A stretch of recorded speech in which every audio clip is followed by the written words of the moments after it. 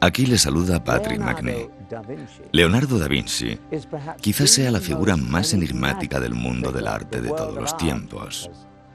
Creó dos de las pinturas más famosas del mundo, la Gioconda o Mona Lisa y la Última Cena. Aunque poca gente sabe que toda su colección de pinturas contiene solo 15 obras, incluidas las dos más famosas. Estas no son pocas si nos paramos a pensar que también era escultor, arquitecto, músico, ingeniero y científico. Dados sus variados intereses, no es de extrañar que le fuera imposible dedicarse a una sola cosa, la pintura. Leonardo quizá haya sido el hombre más curioso del mundo. Se preguntaba siempre el cómo y el porqué de todo. También era un hombre bastante difícil de definir. Empleaba claves y códigos en muchos documentos suyos. Solía escribir de derecha a izquierda. Y, aunque la mayoría de sus pinturas tenían carácter religioso, Leonardo no era en absoluto un cristiano devoto. De hecho, hay quien cree que incluía mensajes subversivos o enigmas secretos en sus pinturas aparentemente religiosas. Quizá las respuestas al misterio de estas pinturas estén ocultas en sus escritos enigmáticos. Estudiemos el desconcertante mundo de Leonardo da Vinci y desentrañemos los misterios de este genio del Renacimiento.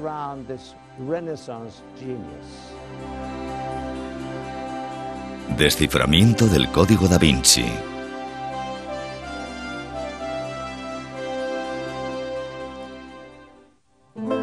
No hay más que mirar El hombre de Vitruvio de da Vinci para entrever su don para el dibujo, la simetría y la forma. A simple vista es un hombre dibujado dentro de un círculo y un cuadrado, pero da Vinci ha resuelto una cuestión matemática que muchos han intentado desentrañar en vano. Vitruvio decía que la construcción de templos o edificios debía basarse en las proporciones del hombre, ya que éstas eran perfectas.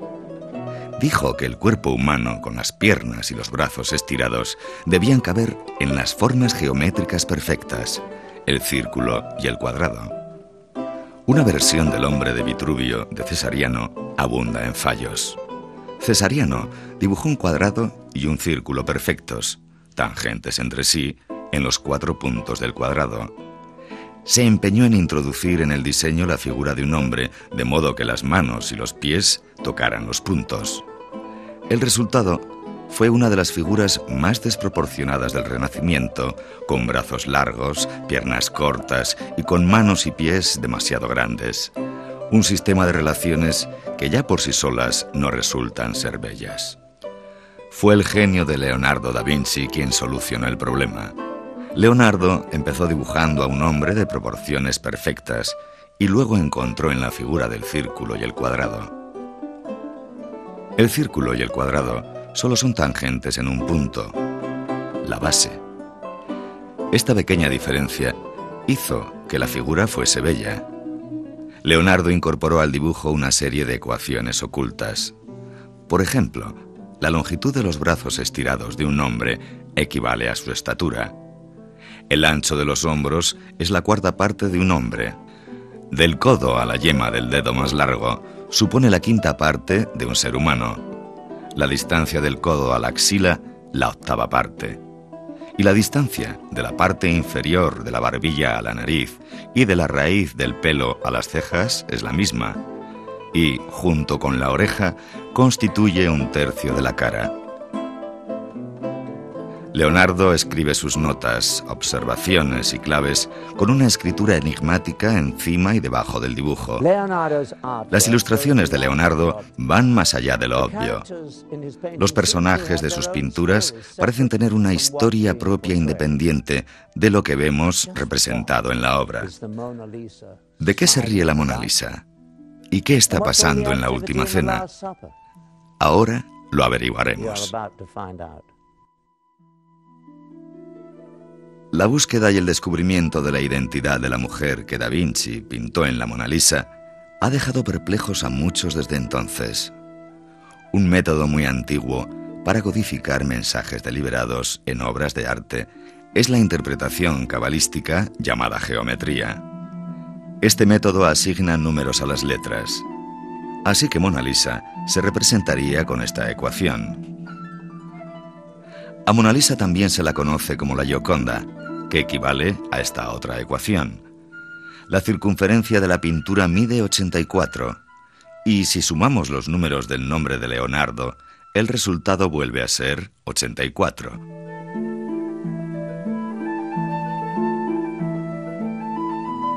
¿Podría ser que la misteriosa señorita no fuera otra que el propio pintor?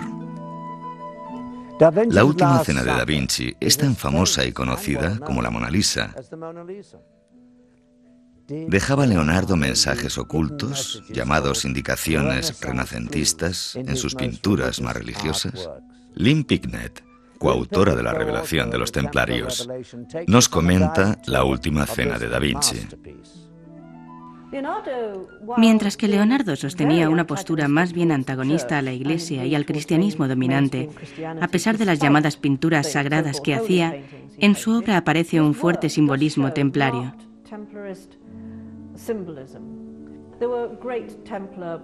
Existían grandes influencias templarias en la época de Leonardo, quizá de forma secreta, porque una de las pinturas más famosas y conocidas del mundo, La Última Cena de Leonardo, contiene una asombrosa cantidad de símbolos esotéricos bastante obvios que no tienen nada que ver con el cristianismo. Por ejemplo, en la obra podemos ver que junto a Jesús hay un discípulo levantándole un dedo a la cara, de un modo bastante amenazador. Jesús no es consciente de ello, pero le levanta un dedo. A esto se le llama el gesto de Juan, porque es muy obvio. En esta pintura es como si este discípulo le dijera a Jesús que le recuerde, acuérdate de Juan. También en la Última Cena, Leonardo se pintó a sí mismo como uno de los discípulos al final de la mesa, volviéndole la cara a Jesús. No fue por descuido ni para que quedara bonito, sino que fue un gesto de profundo rechazo hacia Jesús y hacia la Sagrada Familia. También en esta pintura hay una figura junto a Jesús, inclinada hacia el lado opuesto de Jesús y además volviéndole la cara, que todo el mundo identificó como San Juan de Joven.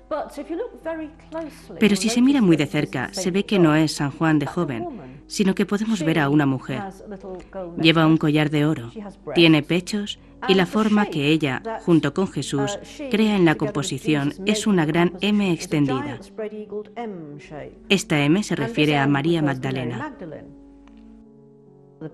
Los templarios creían que María Magdalena era su amante, su concubina, que era compañera de sexo sagrado de Jesús. Leonardo utilizó esta composición para expresar esta creencia. Si esta gran obra se supone que es una gran pintura cristiana de la Última Cena de Jesús, no te paras a pensar ni por un momento que esa figura concreta parece una mujer, porque se supone que es San Juan, así que simplemente ves a San Juan. Leonardo se divertía con la gente que iba a ver la pintura, porque hay una mano con un puñal apuntando al estómago de un discípulo y, sin embargo, en todas nuestras investigaciones sobre Leonardo, solo hemos comentado el hecho de que hay una mano con un puñal de una forma pasajera y breve, como si no tuviera importancia, y realmente la tiene. Tampoco podemos ver en la Última Cena que haya ningún cáliz delante de Jesús, como sería de esperar. En muchas otras pinturas de la Última Cena siempre encontramos el símbolo del cáliz, lo que mucha gente piensa que es el Santo Grial, y es lo que en esta pintura echamos en falta. La mayoría de quienes creen conocer la obra no se fijan en estos detalles, no se paran a analizar la obra, sino que tienen una percepción de lo que espiritualmente significa para ellos la Última Cena, y simplemente no los ven. Hay una sociedad secreta en Francia que afirma que Leonardo fue uno de sus miembros, el Priorato de Sion. Se supo que este priorato se formó en el año 975, cuando se descubrió algo sorprendente en una biblioteca parisina. Se encontraron una vez más unos pergaminos. Estos se llamaban Les Dossiers Secrets. En estos documentos se revela que entre sus miembros secretos figuran personajes históricos como Isaac Newton, Víctor Hugo y sí, Leonardo da Vinci. Pero, ¿qué es el Priorato de Sion?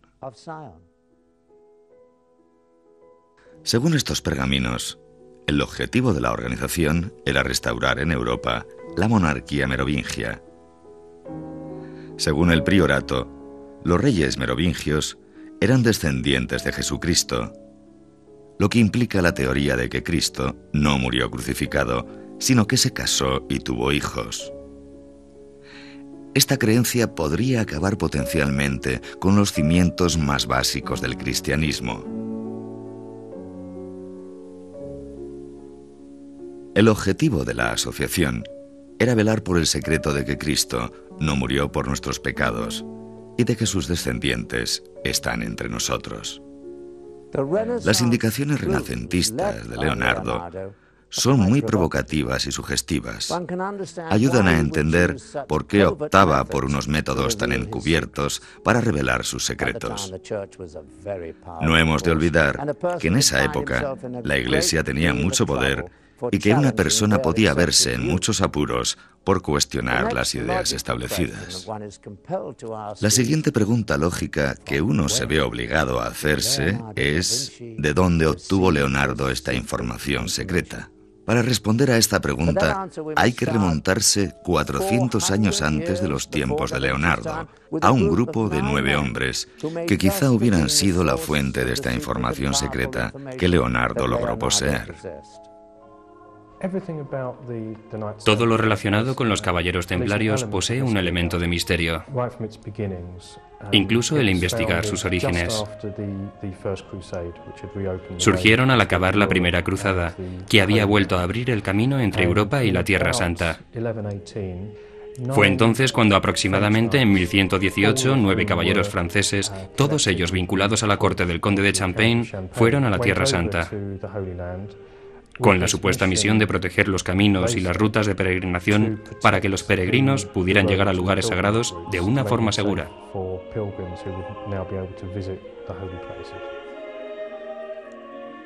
Llamados al principio los caballeros pobres de Cristo, estos 9 hombres se instalaron en el monte del templo y comenzaron su misión. Pero, ¿qué misión era esta? ¿Cómo tan solo 9 hombres, incluso entrenados, iban a vigilar los caminos de Europa a Jerusalén? Una vez en Tierra Santa, no hay testimonios, ni pruebas de que hicieran nada durante los primeros 9 años. Desde el principio hay algo que no encaja. Además, hay otros testimonios que sostienen la teoría de que esta misión de proteger las rutas era una simple tapadera, que fueron allí por otro motivo. Porque por alguna razón pensaron que encontrarían algo allí. Hay pruebas de que excavaron bajo el monte del templo. Los arqueólogos han hallado artilugios suyos en las excavaciones.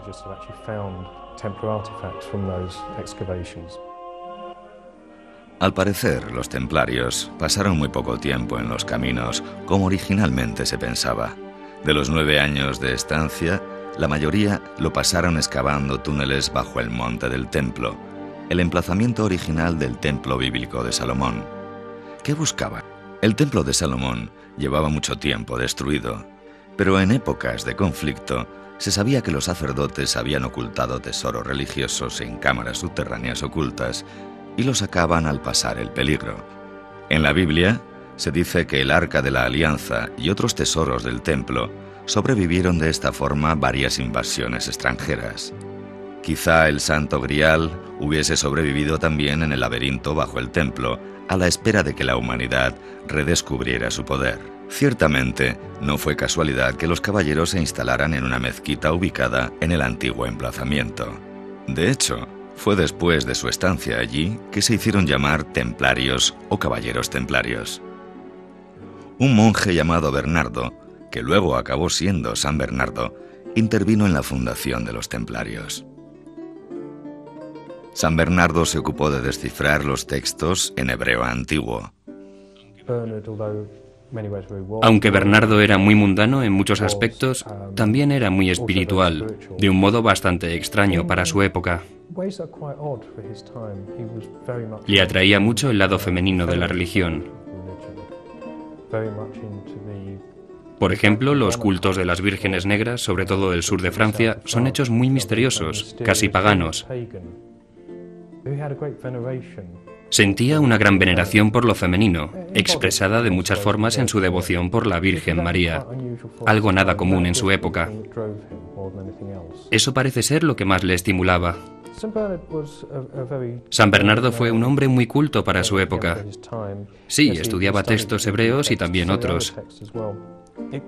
Podría ser algo que él encontró en ellos, lo que le hizo pensar a esta gente que merecía la pena ir a Jerusalén. Es una teoría, pero una teoría bastante válida. Tiene mucho sentido si nos paramos a pensar que los que estudian estos antiguos documentos quieren de repente que sus súbditos vayan a estos lugares históricos mencionados en los escritos. Buscan algo. No sé personalmente qué encontraron, salvo que les parecía importante. Nadie lo sabe con seguridad. Fuera lo que fuera, no se sabe dónde está.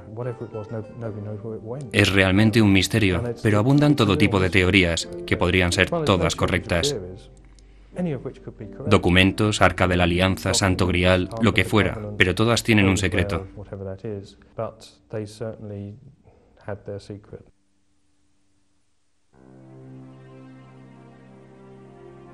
En un texto muy antiguo hay constancia del hallazgo. Nos dirigimos a la cámara secreta y un compañero nuestro bajó como de costumbre. Como el sol se hallaba en su punto más elevado, los rayos le permitieron descubrir un pequeño cofre que estaba sobre un pedestal, curiosamente labrado y cubierto de oro.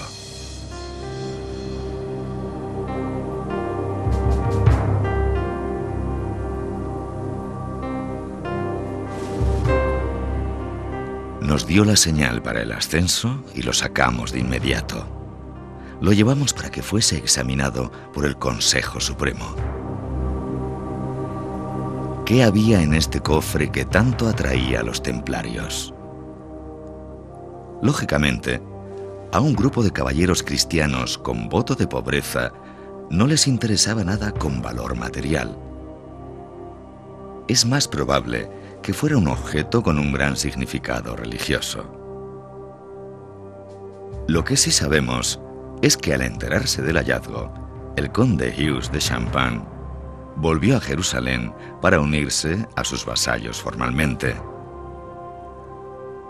Una vez ahí, enseguida dejó todas sus posesiones materiales para servirles como caballero templario. Tras este descubrimiento, el gran maestro de los templarios visitó al Papa y con la bendición de San Bernardo, la Iglesia reconoció oficialmente la Orden de los Templarios. Todo hombre del mundo cristiano se unía rápidamente a los caballeros, renunciando a sus familias, dejando todas sus posesiones materiales y aceptando los difíciles votos de pobreza y castidad.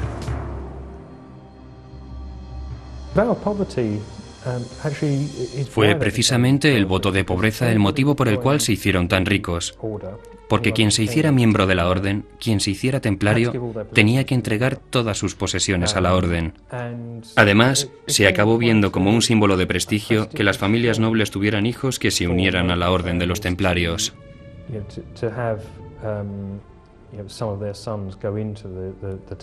El dinero o las propiedades que tuvieran estos iban a las arcas.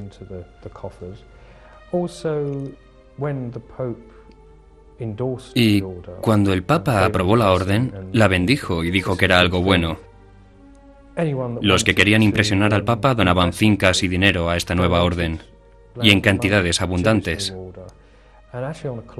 Ningún caballero podía poseer nada, así que todas las posesiones como fincas, castillos, ganado y dinero que se les regalaba se destinaban a la orden.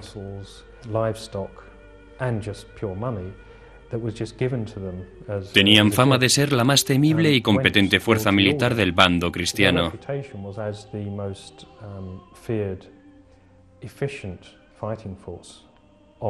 Eran una especie de fuerzas especiales, de geos de aquella época.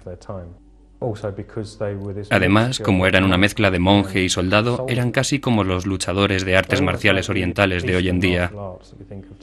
Aprendían en un templo y todo lo que se hacía tenía una dimensión espiritual. Eran unos luchadores muy temibles, lo mejor de aquella época. Según las leyendas, los templarios hallaron el Santo Grial y cuidadosamente velaron por su poder a través de los tiempos.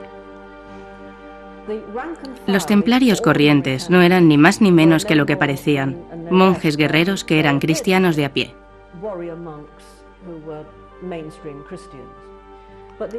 Pero compartían un secreto y lo guardaban celosamente. El secreto se desveló de una manera oculta, algo que se mantuvo con sumo cuidado y que por otra parte era obvio en muchos sentidos. Los templarios impulsaron la construcción en Europa de grandes catedrales góticas, sobre todo en Francia, y todas ellas tienen un rosetón. Este rosetón simbolizaba la sexualidad sagrada, porque la rosa representa lo femenino. Pero también era un equívoco, ya que Ros es un anagrama de Eros, lo que representa el impulso a la sexualidad. El famoso autor Hugh Schonfield ha demostrado que la palabra Baphomet oculta una clave. Significa Sofía, que a su vez quiere decir sabiduría femenina. Es curioso porque siempre se han considerado a los templarios como muy machos, monjes guerreros muy masculinos, como una especie de matones. ¿Qué tendrán que ver este tipo de hombres con lo femenino? Sin embargo, aunque no lo parezca, sentían gran veneración por las diosas, por el lado femenino. Los templarios acabaron teniendo muchísimo poder en cuestión de un par de siglos. Tenían demasiados humos en muchos sentidos, sobre todo con respecto al Papa y a muchos reyes. Eran sumamente ricos. Parecían ser los amos del mundo, como si nada ni nadie pudiera pararlos. La mayoría de los historiadores cree que recibieron su justo castigo por su riqueza. Esencialmente fue el rey francés Felipe el Hermoso quien inició la represión de los templarios. Sentía envidia de su gran riqueza. Y se piensa que les acusó de blasfemia y de sacrilegio, aunque lo que en realidad quería y tras lo que iba era su dinero. Se les acusó de blasfemia, de sacrilegio y del incumplimiento del acto de la reverencia tan habitual en la Iglesia católica, pero eso era bien sabido. Las acusaciones sostenían actos sexuales, pero siempre los hay en acusaciones contra grupos herejes. Se les acusó de sodomía, de actos homosexuales, se les acusó de escupir y pisotear la cruz, de adorar no solo una cabeza barbuda y cortada que ya es extraño, sino que se les acusó de adorar la cabeza cortada de un gato.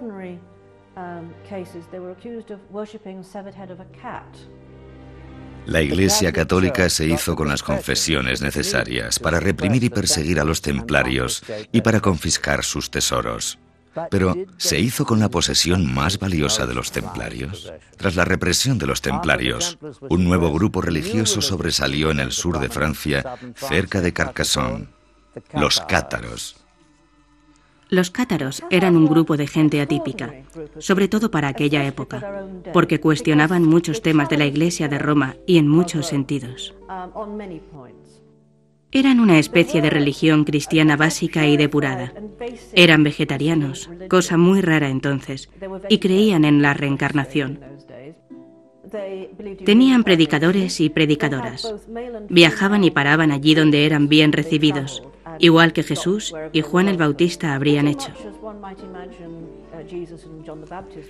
Los vecinos y lugareños les llamaban la buena gente, lo cual lo dice todo. Pero no aceptaban la autoridad de la Iglesia, no tenían iglesias, ni daban dinero a ninguna institución o acto que la Iglesia romana pudiera organizar y llevarse.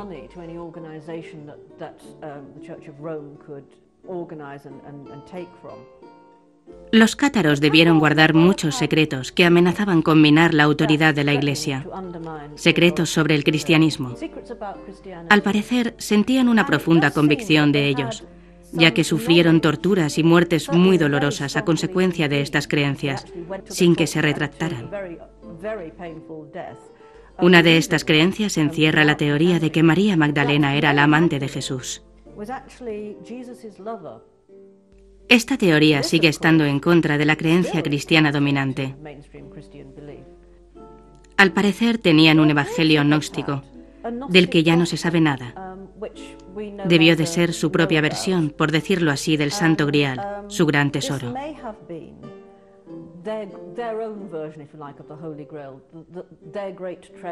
Cuando se les exterminó, su exterminio fue interminable y muy doloroso, pero finalmente culminó el 14 de marzo de 1244 en la extraordinaria fortaleza de Montsegur, en las laderas de los Pirineos, justo en la frontera entre Francia y España. Los cruzados acamparon en el valle, y encima de ellos, en una roca escarpada, es increíble, en una roca escarpada que se eleva hacia el cielo, arriba de todo, estaba la fortaleza cátara de Montsegur. Llevaban tiempo asediándoles, sabían que no lo contarían. Los cátaros estaban dispuestos a salir a que les mataran. Aunque parezca mentira, estaban contentos, porque creían en la reencarnación, así que volverían a verse en otra vida. Pero dijeron a los soldados: «Dadnos una sola noche más. Necesitamos hacer algo especial». Se cree que realizaron una especie de ritual todos juntos antes de entregarse. Pero también aquella última noche se sabe que huyeron 4 cátaros. Treparon. Menudo camino más asombroso. ¡Qué hazaña! Treparon por la fortaleza y huyeron bajando por la roca escarpada. Muchos dicen que se llevaron el tesoro cátaro. Este tesoro no pudo haber sido oro ni dinero, porque ya se sabe a dónde había ido a parar todo ese dinero. Lo habían llevado a un sitio concreto mucho antes.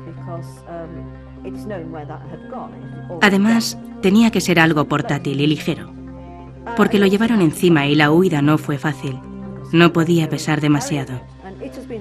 Así que se sospecha que se llevaron el Santo Grial, sea lo que sea eso. O que también pudieron llevarse un evangelio gnóstico, quién sabe.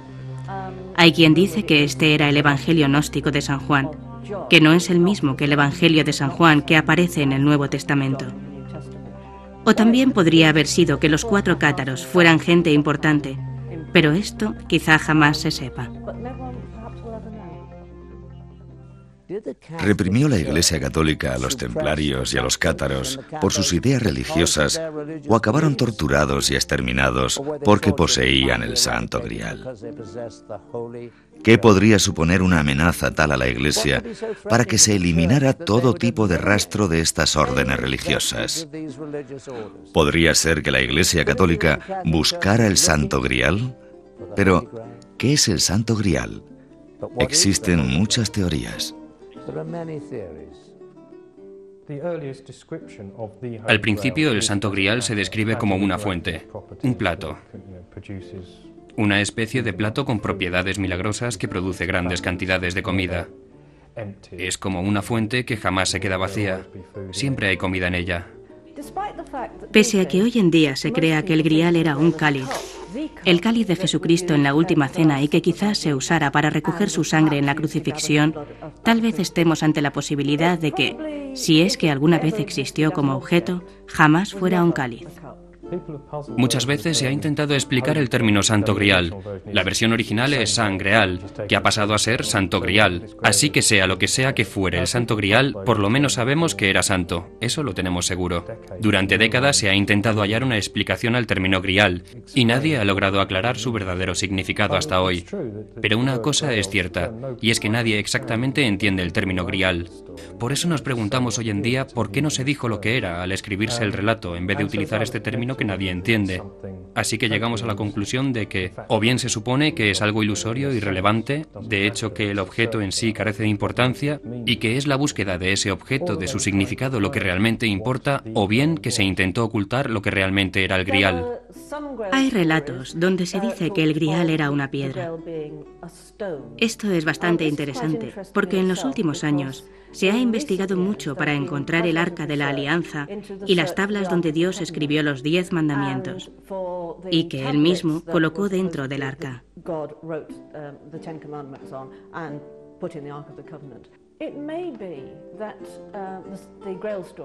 Quizá los relatos del Grial, donde el Grial aparece como objeto sagrado en forma de lanza, estén conectados, en cierto modo, con el comercio de reliquias, que estaba proliferando en el momento de mayor popularidad de los relatos del Grial.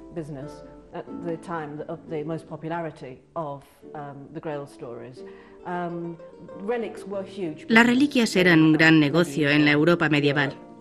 La lanza que clavaron a Cristo en la cruz atraería a muchos peregrinos curiosos, que aumentarían los fondos de la gente que la tenía.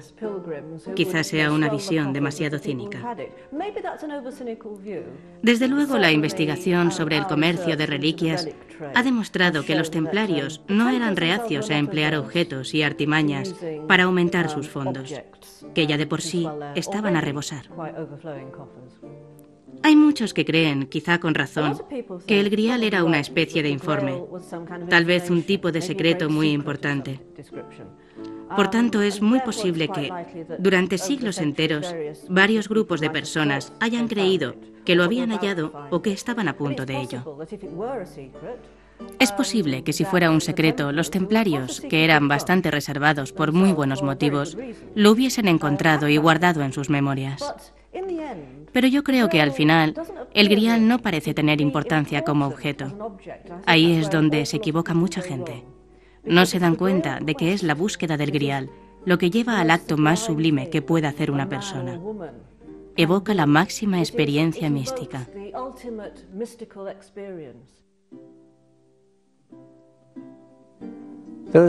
La leyenda del Grial suscita mucho interés, independientemente de la teoría que se sostenga. Algunos se han embarcado en búsquedas personales para descubrir sitios ocultos de Europa donde se han producido incidentes inexplicables. Estos incidentes pueden apuntar a los misterios que encierra el Grial. Uno de esos lugares está en el sur de Francia, en un pueblo pequeño de la región del Languedoc llamado René-le-Château. Aquí es donde comienza la historia de Bérenger Saunière. Lo misterioso es que el sacerdote de René-le-Château, que se llamaba Saunière, se hizo inmensamente rico de repente y gastó enormes cantidades de dinero en lo que parecieron ser obras de construcción muy excéntricas en el pueblo.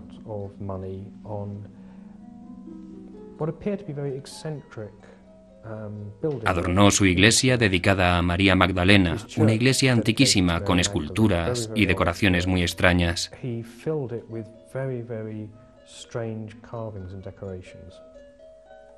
De hecho, en 1885, a Bérenger Saunière se le encargó renovar la iglesia de Santa María Magdalena.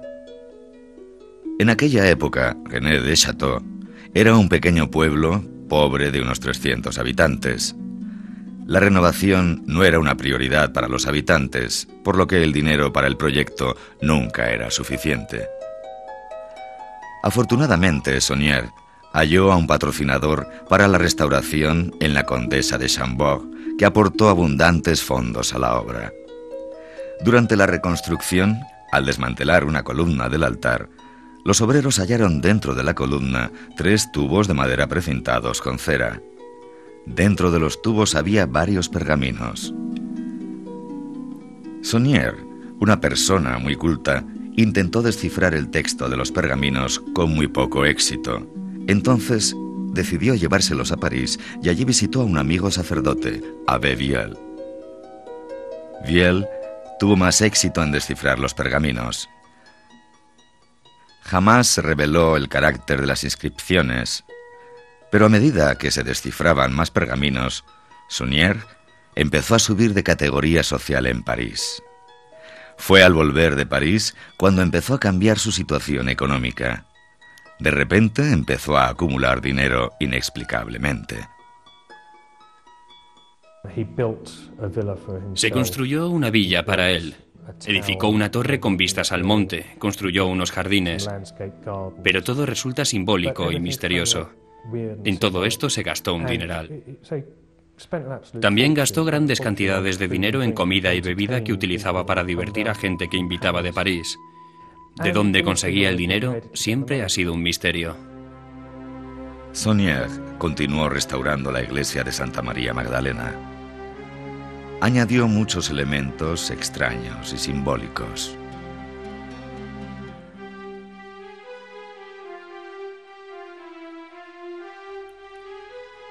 La inscripción en latín que podemos ver sobre la puerta, Terribilis iste locus est, se traduce como «Este lugar es horrible». La pila bautismal está sostenida por el diablo. Y quizá lo más raro de todo sea la postura exaltada de María Magdalena, que podemos decir no es la más reveladora imagen bíblica de ella. Su iglesia recibió su nombre, María Magdalena. También construyó una torre llamada la Tour de Magdala, el edificio más destacado del pequeño pueblo. ¿Podría ser esa la conexión entre Saunier y su veneración por María Magdalena? Ha habido muchas teorías sobre el hallazgo de Saunier, las típicas de siempre. Algunos creen que descubrió el lugar donde los templarios habían ocultado el Arca de la Alianza. También se piensa que podría haber hallado el Santo Grial, quizá algún secreto importante conectado con la alquimia que le hiciera capaz de producir muchísimo oro. Pero son todo teorías. Ninguna ha sido lo suficientemente sólida.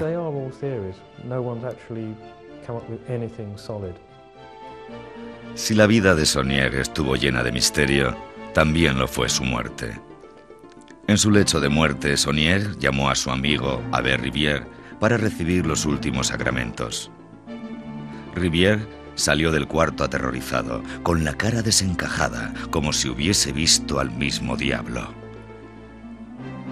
Decían que Rivière se pasó el resto de su vida como un recluso, exiliado sin hablar con nadie. ¿Cuál fue la terrible confesión de Saunier en su lecho de muerte? ¿Era descendiente secreto de Jesús? ¿Adquirió su riqueza chantajeando al Vaticano?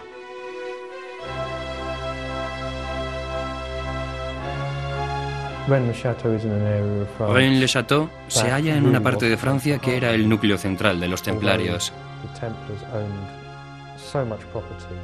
Aunque los templarios poseían muchas propiedades en toda Europa, un tercio de ellas correspondían a Languedoc, al sur de Francia, donde se encontraba el pequeño pueblo de Rennes-le-Château. Este era su núcleo, y bien podría ser el lugar donde llevaron el tesoro desde París. Algunos creen que Saunier halló el tesoro de los templarios. El misterio de René-le-Château y Bérenger Saunier perdura en nuestros días. René-le-Château no fue la última morada del Santo Grial. Escocia es otra de las zonas de fuertes conexiones templarias. Y en Roslin Chapel hay un misterio del Santo Grial inscrito en la estructura de la misma iglesia.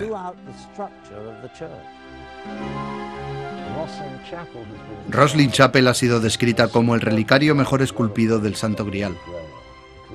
En ella figuran todos los caminos espirituales conocidos en la época de su construcción, a mitad del siglo XV. Se edificó como homenaje a las creencias de los templarios, pero el golpe maestro en difundir sus enseñanzas a todo el mundo fue la creación de las leyendas del Santo Grial. En ellas se narran relatos de la búsqueda de una reliquia sagrada asociada con Jesús, el cáliz de la Última Cena, o según otra versión, el cáliz empleado para recoger la sangre de Cristo tras ser crucificado. Pero, y yo apoyo su teoría, el genial y maravilloso catedrático norteamericano Joseph Campbell sostiene que no era ni más ni menos que un camino de iniciación codificado.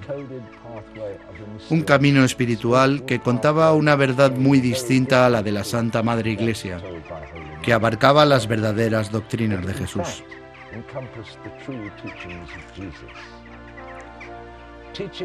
Doctrinas que nos enseñan a vivir en función de la colectividad en vez de por y para uno mismo, y a dar los frutos del conocimiento sagrado obtenido en la iniciación, no para salvación ni para beneficio personal, sino para beneficiar a toda la comunidad donde uno se halla. Los caballeros templarios transformaron Europa con su sistema bancario.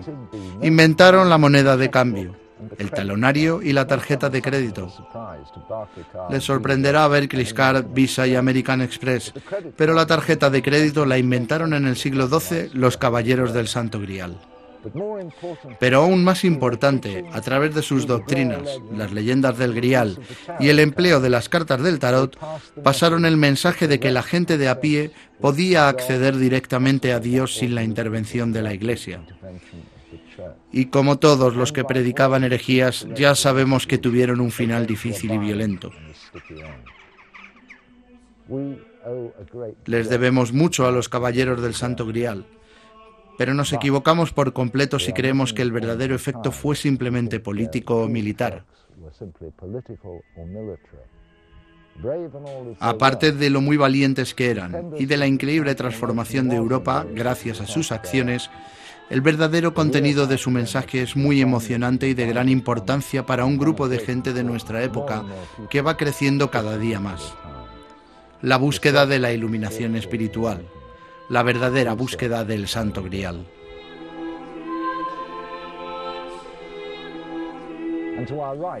A la derecha de esta orilla, ahí debajo, estaba la famosa biblioteca de los Sinclair, que contenía una inestimable colección de manuscritos. Fue durante la construcción de la capilla, cuando este castillo se incendió, que el conde William se preocupó más de la seguridad de sus escrituras, cartas e inestimables manuscritos que de las mujeres de la casa, cosa bastante rara en un hombre que era supuestamente muy caballeroso. Entre esas cartas y escritos figuran algunos documentos que habían sido excavados en el monte del Templo, en Jerusalén, por los caballeros templarios, y que según afirman Knight y Lomas, y yo también lo creo, están ocultos en las cámaras subterráneas de Roslin Chapel.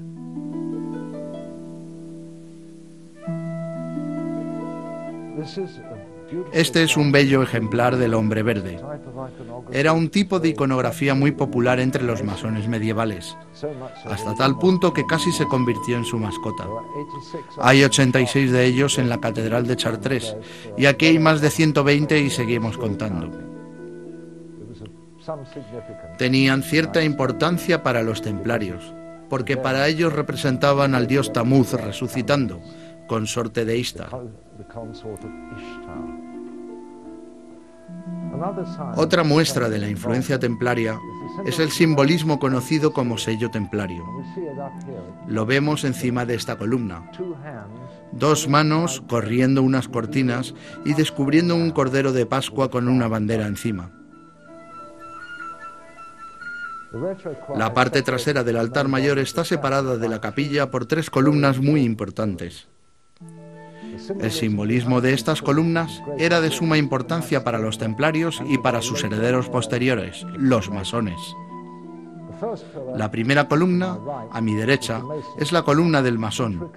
Complejamente labrada, representa la sabiduría.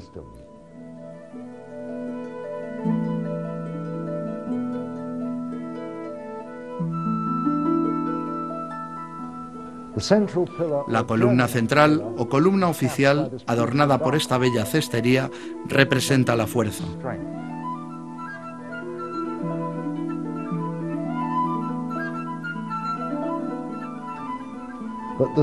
Pero la tercera columna, y no es de sorprender, representa la belleza.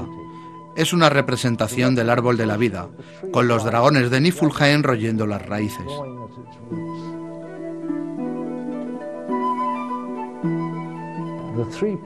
Las 3 columnas, sabiduría, fuerza y belleza, deben apoyarse sobre el firme cimiento de la verdad y la justicia, que es el verdadero cimiento de cualquier logia masónica fraterna y que fueron los principios constituyentes sobre los que se fundaron los templarios. Otra muestra del simbolismo templario es la sábana santa, un paño grabado con el rostro de Jesús, como el santo sudario de Turín o, en este caso, el velo de Verónica. Según la leyenda, Verónica limpió la cara a Jesucristo en el camino del Calvario y su rostro se quedó grabado sobre el paño como por arte de magia. En la escultura se puede ver el rostro en el paño.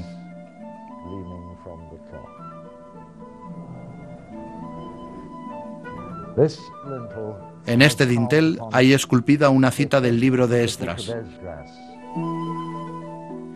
El vino es fuerte, un rey es aún más fuerte, y las mujeres son todavía más fuertes. Pero la verdad es más fuerte que todos. El símbolo templario más obvio y famoso por excelencia es el de dos hermanos sobre un caballo. Tengo ese diseño en mi llavero. Y no podía mostrarse públicamente por miedo a ser perseguidos por herejía. Así que aquí, en esta capilla, con la historia de los Sinclair, resolvieron el asunto con bastante ingenio. La estructura simboliza dos hermanos sobre un caballo, pero si observan detenidamente verán que la figura de atrás es una mujer. Tiene melena y rastros de una falda.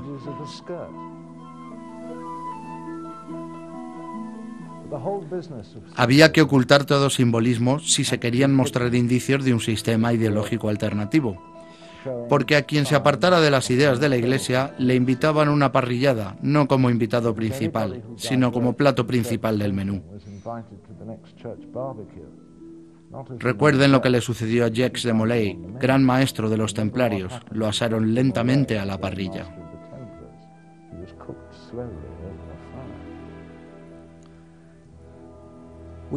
Hemos visto el poder que la Iglesia ha ejercido durante siglos. El exterminio de los templarios y de los cátaros palidece al lado de la destrucción en la Inquisición española. ¿Tuvo la Iglesia siempre tanto poder? ¿Cómo y cuándo cobró fuerza? Una vez más, es hora de remontarnos al pasado, a la época cuando Constantino era emperador del Imperio Romano y el cristianismo luchaba por sobrevivir. A muchos quizá les sorprenda saber de dónde viene y cómo se formó la Iglesia tal y como la conocemos ahora. Tardó más de 300 años en formarse.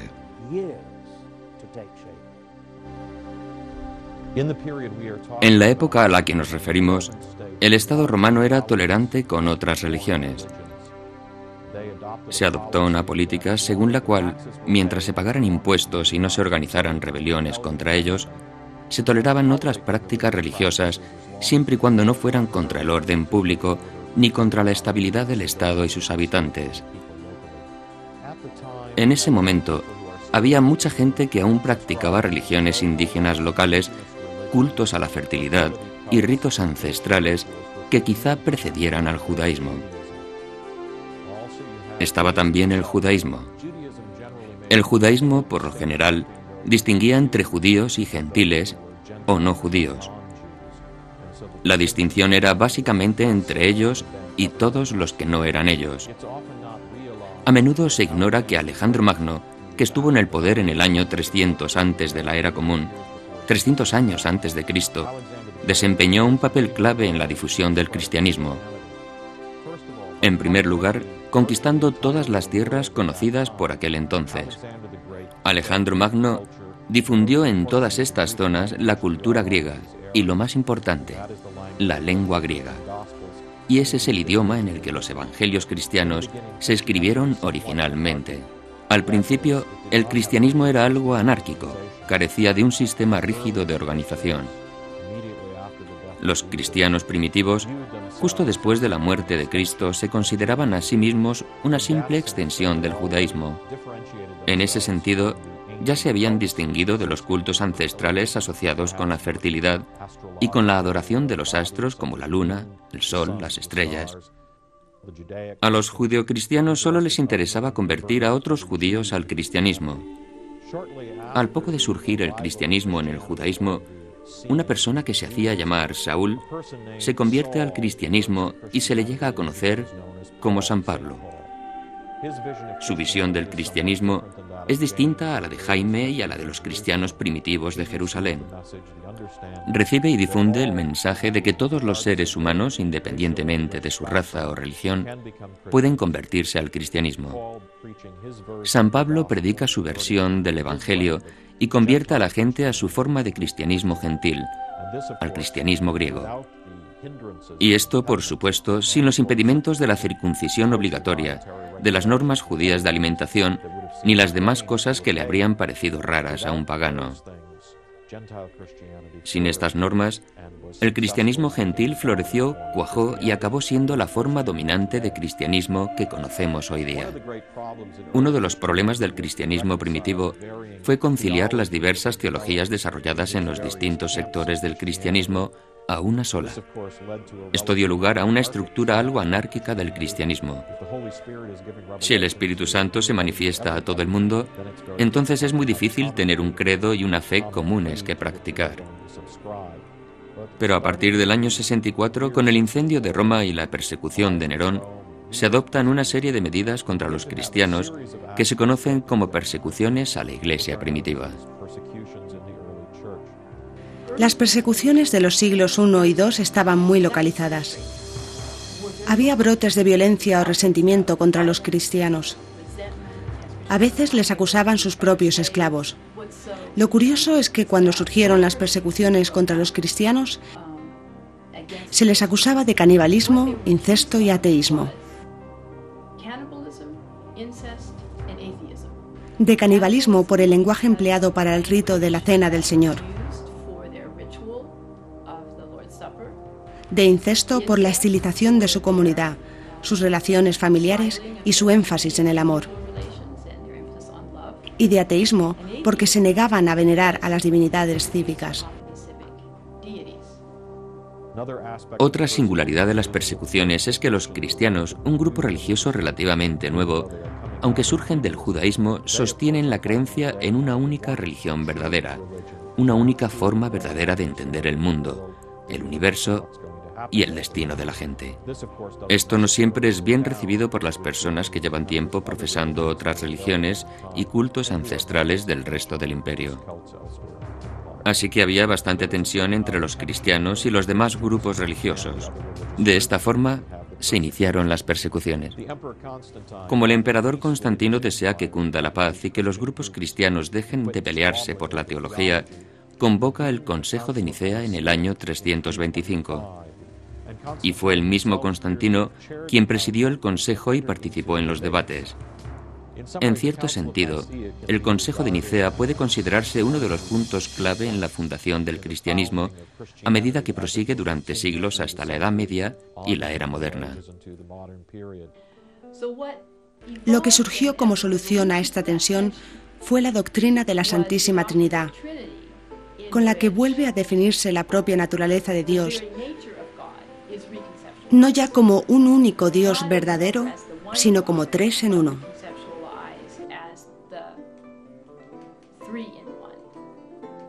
Y fue en este proceso que la divinidad del Espíritu Santo se articuló, se definió y llegó consecuentemente a ser un punto central de la doctrina cristiana. Y fue en este preciso momento donde se transforma la doctrina cristiana de Dios tal y como era en el siglo I a la doctrina de la Trinidad de Dios totalmente desarrollada. El Consejo de Nicea puede considerarse uno de los puntos clave en la fundación del cristianismo a medida que perdura durante siglos hasta la Edad Media y la era moderna. Aunque este credo, conocido ahora como credo niceno, se revisó luego, según la tradición se remonta a las decisiones adoptadas en el Consejo de Nicea. Un problema al que el cristianismo se enfrentaba entonces fue no solo la división entre los arios y los antiarios, dos bandos similares, sino que había también otros grupos. Entre ellos estaban los gnósticos, que creían que el conocimiento, la sabiduría, era muy importante, así como la enseñanza en secreto. Pensaban que estudiando y aprendiendo muchas cosas, se ascendía por una serie de niveles hasta llegar a experimentar a Dios en una revelación divina, única y personal. Si la estructura de la Iglesia implicaba tanto debate, ¿qué ocurre con el Nuevo Testamento, el libro en el que se basa? Los 27 evangelios del Nuevo Testamento se escribieron y se recopilaron mientras vivía Jesucristo, o su elaboración fue un reflejo de la formación de la Iglesia.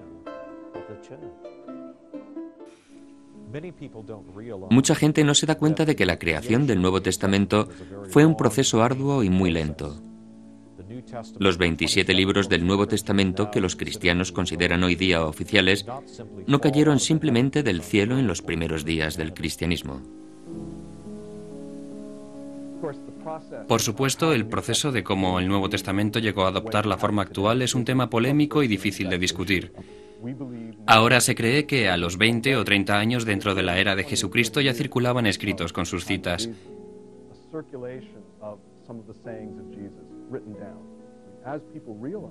La gente se dio cuenta de que los autores no vivirían mucho tiempo y no podrían decirles: Pedro, ¿qué dijo Jesús cuando le preguntaste esto?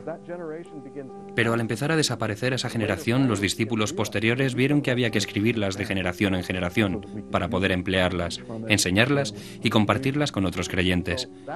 Eso dio lugar a la escritura inicial de los documentos.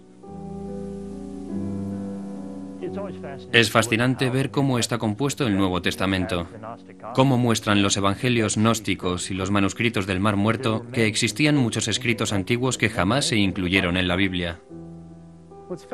Lo que es realmente fascinante es saber que hay documentos que tratan sobre Jesucristo aparte de la Biblia, y que la mayoría de la gente no lo sabe. Los evangelios apócrifos fueron una respuesta a los 4 evangelios originales. Fueron un intento de llenar el hueco existente en los evangelios, los relatos que faltan sobre la infancia de Cristo. Y hay más relatos, como el de José el carpintero, donde se explica qué hacían en la ebanistería. También está el evangelio árabe de la infancia, donde se encuentran unos maravillosos relatos sobre una palmera cuando van de viaje a Egipto. Existen muchos de estos relatos que narran los episodios bíblicos, pero que añaden todo tipo de detalles. Algunos, como el Evangelio de Santo Tomás, quizás se formulara en circunstancias gnósticas porque hay tendencias en el modo de narrarse el relato que hacen hincapié en la sabiduría de Jesucristo. Lo mismo pasa con gran parte de esos evangelios extraños de la infancia de Jesucristo o evangelios apócrifos, que no son importantes ni se aceptaron como bíblicos. La historia de los gnósticos es muy interesante. Ya en el siglo II era un movimiento muy fuerte. El cristianismo gnóstico era el tipo de cristianismo predominante.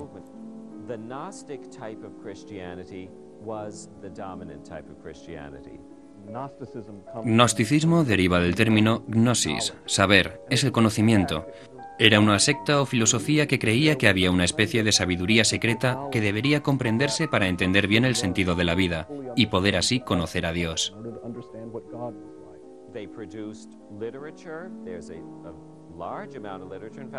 Producían literatura. Hay mucha literatura. De hecho, los evangelios y demás escritos gnósticos recién hallados se incluyen en un libro que es mucho más amplio que el Nuevo Testamento. Pero la Iglesia oficial acabó viendo esto como una forma excéntrica de religión, equivocada, y adoptó medidas para suprimirla.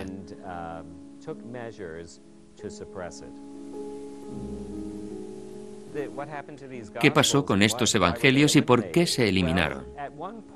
En cierto momento, los obispos de Roma los condenaron y dijeron que no volvieran a emplearse. Luego, los mismos obispos de Roma y el Papa intentaron acabar con estos otros materiales que no solo se consideraban inútiles, sino además perjudiciales, peligrosos. Uno de ellos vio que había un escrito gnóstico en la pared. Lo cogió y lo escondió en la vertical de un precipicio.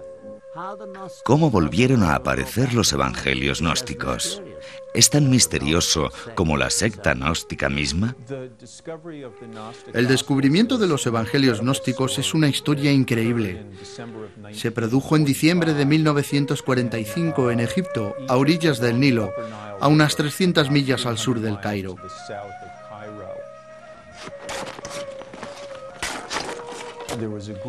Había un grupo de conductores de camellos que estaban buscando abono en las orillas del Nilo. Y uno de ellos dio con una tinaja de barro. Ali! Ali, come quickly! What's going on?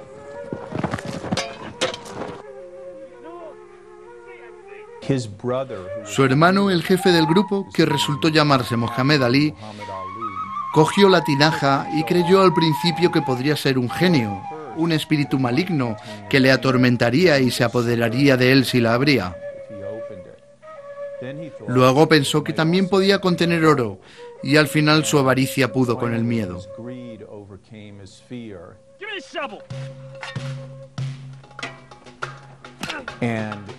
Durante unos momentos pensó que había descubierto oro porque el aire se llenó de pequeñas partículas amarillas.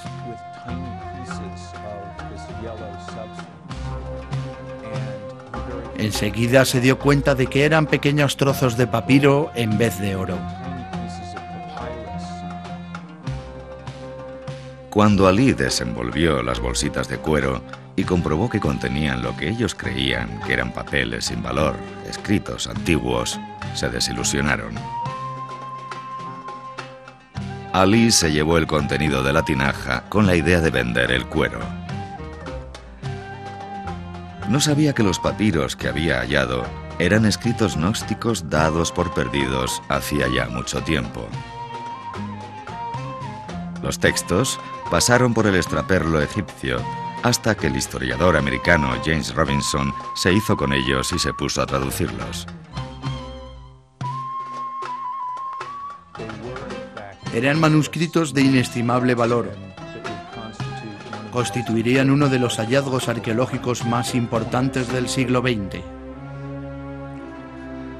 Nos hemos desviado mucho de Leonardo da Vinci al Nuevo Testamento y luego a Egipto y al descubrimiento de textos antiguos. Pero todo ello indica que da Vinci quizá hubiese conocido los secretos que la Iglesia intentó reprimir durante gran parte de su existencia. ¿Fue Leonardo da Vinci miembro del Priorato de Sion? ¿Pintó realmente la figura de María Magdalena en la Última Cena? ¿Fue ella quien le proporcionó herederos a su estirpe? Quizá no se sepa nunca. Es interesante apuntar que las únicas alusiones a María Magdalena tras la ascensión se hallan en los evangelios gnósticos, que la Iglesia prohibió. En el evangelio gnóstico de Felipe se dice que había 3 personas que acompañaban siempre al Señor: María, su madre, la hermana de ella y Magdalena, a la que se llamó su compañera. En otro evangelio gnóstico se dice que María Magdalena provocaba celos a los apóstoles porque era la consejera más cercana al Señor, que a menudo solía besarla en la boca. Una cosa es cierta: el enigma de los códigos de Leonardo y la verdadera identidad de María Magdalena siempre estimularán la imaginación de la gente. Soy Patrick Magny. Gracias por acompañarme en este viaje tan fascinante.